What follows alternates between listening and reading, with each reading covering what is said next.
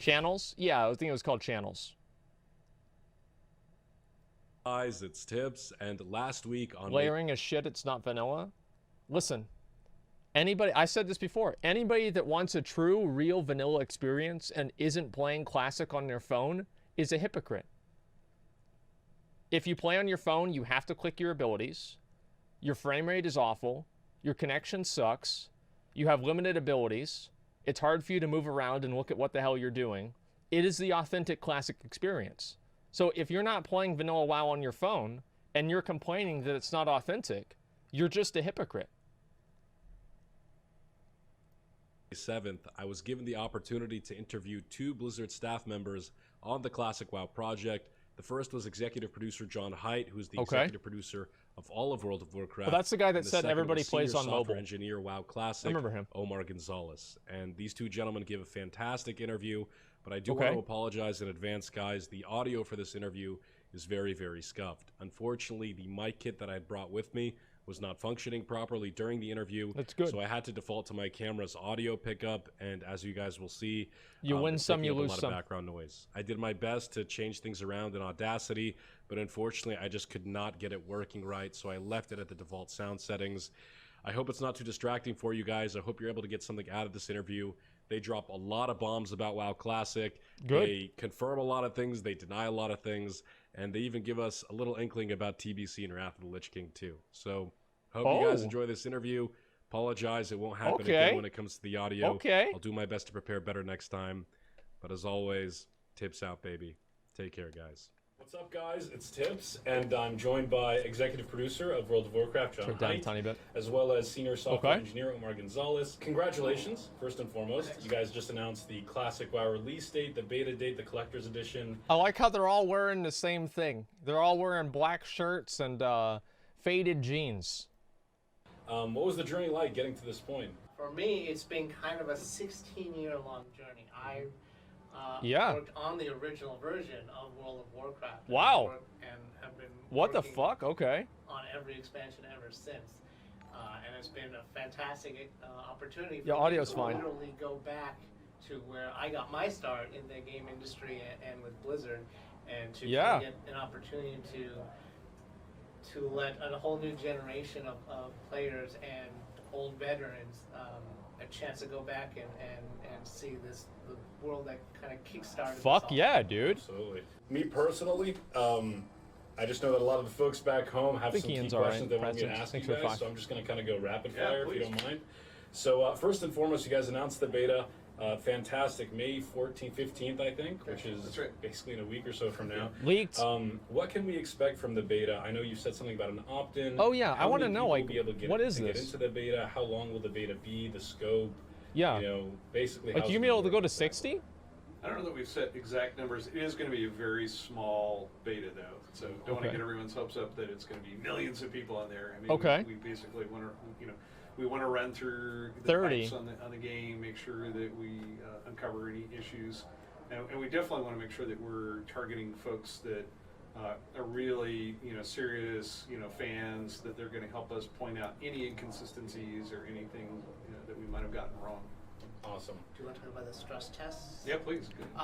In addition to the beta, we also are going to be doing stress test weekends where we're going to invite a much larger pool of players to kind of come in and log on and interact with each other for very targeted Hogger raids? To kind of stress out. Hogger raids, I like this. Make sure that everyone is prepared for when we're ready to launch. This is great. Awesome. So, in terms of these stress tests, I'm guessing the goal behind them is to kind of test the servers for the launch day. Classic WoW is one of the most anticipated games of the year, I think, and you're going to have millions of people from all over the world trying to log in. At BlizzCon, you guys mentioned you were exploring a couple of options to deal with that launch stress, whether it be sharding or anything else. Have you guys made a decision as to how you're going to deal with those massive influx of people? Do you have a server count, for example? How many servers you're going to set up? And if so, how do you plan to address that whole day? We've got some pretty innovative solutions on how yeah, to we do actually have some news on that front. Again, as Ian alluded to, sharding has some less than desirable side effects when it comes to World of Warcraft Classic. However, And also BFA. The ability to scale up dynamically to demand is very enticing to ensuring a smooth launch. Of course. So when we looked at those two things, our key goal was to do what's right for Classic, and for that we there it is. Effectively built out a new technology that we're kind of calling layering. And this new technology kind of allows us to spin up World of Warcraft continents wholesale. So an entire Eastern Kingdoms and entire Kalimdor as sort of one single seamless continuous world that all players will be able to play in. However, for launch we'll be able to have, if we need to, more than one of those continuous worlds. Okay. In order to kind of soft absorb it. Yeah, I'm following this. I understand. A tremendous number of players of course to log in initially. This is important because under this paradigm, when you are entering Northshire or whatever starter zone that you're in, you are going to be seeing an entire realm's population worth of characters in the world. Absolutely true. For the same spot. Oh my God. Okay. However, because it's dynamic and flexible, for the launch periods, we can accommodate more people on a selected realm in order to kind of ensure that we provide the play experience and availability without having to wait a crazy amount of time in a logging queue, for example. So that's actually good. Yeah. That we've built out this whole new solution just to kind of ensure that players get the best of both worlds, if you will. If you and I have chosen. Like, this is what happened in WoD. Like, I don't know if any of you guys remember this back. If you played WoD on release, you would spend more time in the queue than you would spend playing the game. I remember one time I logged on, I got in queue, and I did like everything that I ever could possibly do, and I still had like 4 hours left. It was fucking ridiculous, dude. Like, I don't know what the hell it was, but something about like WoD and like the server caps was just absolutely awful. Like, I remember I spent like 8 hours in a queue on like the second or third day. In the same realm, we're going to preserve that realm identity and our identity within that. Yeah, so, all characters. But if you've chosen different realms, we're not going to actually be exactly. These are not cross-realm continents, for example. Okay. But they are dynamic. If we did create new characters and we ended up on different ones, if we party up, for example, you might still see transition there, because we do still want to make sure that if you are creating a party in a group, you still will be able to play together. The other aspect of this is other players that you might see around you that aren't party.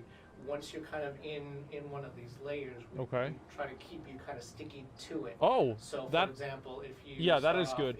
In Elwyn Forest, and you see a particular set of names, when you level up during that's that actually session, super important. If you move on to other zones, all the way north, you will still be sharing that same continent. You'll still see those same set of players. That's very interesting, actually. Yeah, that's really important. That's actually really cool. Very, very innovative.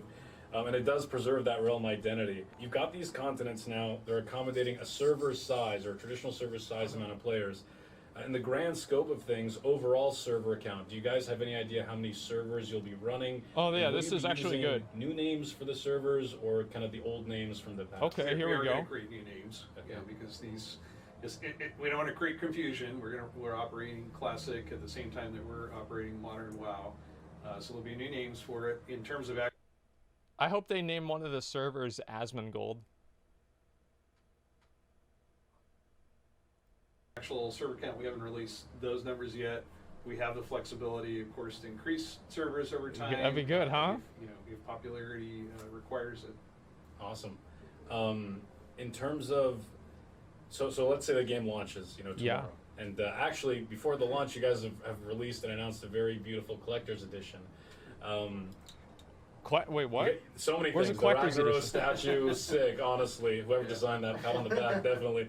So with this collector's edition, we saw that players coming maybe from the modern WoW community, the retail community that maybe haven't tried Classic before, or even old players from the past, they'll be receiving a number of different pets and mounts and kind of cosmetics in game. That's good.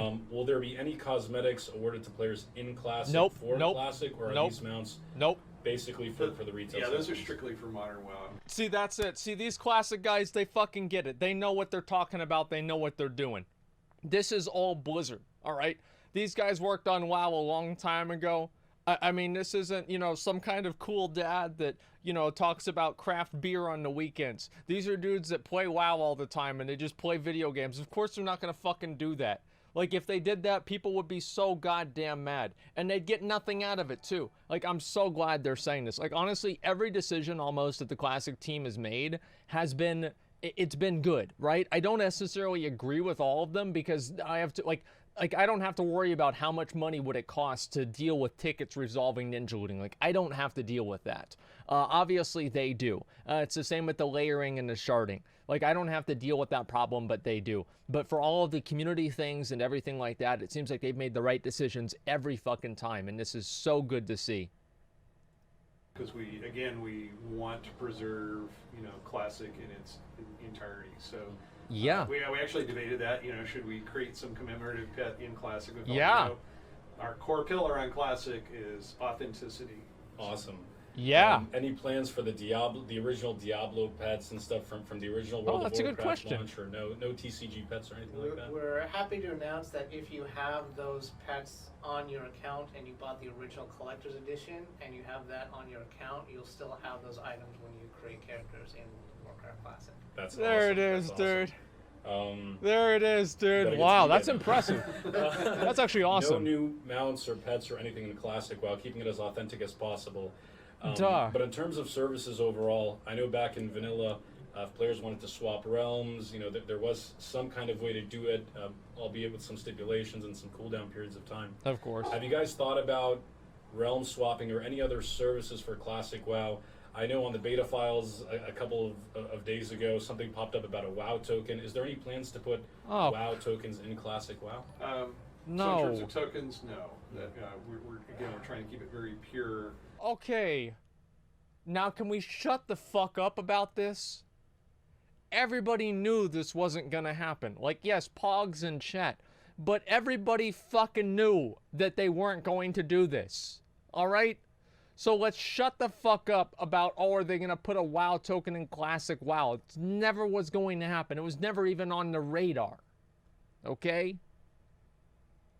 People that are bringing that shit up are just doing it to drum up. Oh no, they're gonna mess up Classic. Oh my god, oh my god, oh my god, oh my god. I better keep track of this YouTube channel every single fucking time that it makes an upload so I know exactly what Blizzard's gonna do wrong. Oh man, I better subscribe right now, like all the videos so it'll be in my feed. Fuck you. See? This is, that's how it was. It's been a year of this shit. A whole year of people drumming up this paranoia about Classic, and they're just gonna do it right. We have talked about realm transfer as something that we might want to support for the matter the convenience that you just described. You know, if you discover, hey, my buddies are over here, how do I get over here? We don't want to force you to have to create a new character and start all over again. So that would be the one service that we'll provide. Awesome. Okay. Any others? So character transfers. Yeah, that was certainly a feature that existed. It existed in Classic WoW. And because of that, we feel that it still falls under the umbrella. I don't know about that, Mr. Maystar, with the new content. But it will, in the future, it will be through our in-game services as opposed to trying to resurrect the old website-based version. That's too bad. Of realm transfer. Yeah, absolutely. Obviously, post-launch, you guys recently actually have posted, you released a blue post dictating your phase content release schedule, let's call it. There will be 6 phases for Classic That's WoW. more than Ragnaros. Phase 1 being Molten Core and Ixia, and Phase 6 all the way through Naxxramas. Have you guys thought about kind of the spacing between these phases, how long each phase will last? Is there any kind of paradigm of thought, 15 minutes, kind of dictating your philosophy behind that, or is it kind of like, well, you know, maybe BFA is releasing a patch, we should probably schedule a patch kind of in the middle? Have you guys figured that out yet? We haven't set anything in stone yet. This is again a love letter to our community, so we feel like we actually want to let the community have some very strong influence on that timing and dates. But to that end, it means we're going to have to sort of wait and see how the community progresses organically. That's the best way to do it. These content that's the smartest thing to do. Use that to inform when we feel is the best time to kind of progress through those phases. Unfortunately, yes. that means that we can't really give concrete dates before we launch. Well, that's great, honestly. That's the best answer they could have ever possibly given, because like if they put everything on like a strict schedule, then I feel like it would either cut some things short or make some things too long. So like for example, I think that BWL will probably be cleared faster than Molten Core will be, because well, I mean, like obviously because you don't have to like douse all the essences, right? And like I think that'll just like take extra time. Actually, maybe not. Don't you have to wait for like a number of I don't remember how this worked in Classic. Do you have to wait for a number of like weeks or so to be able to summon Ragnaros, or was that changed? 3 or 4 weeks?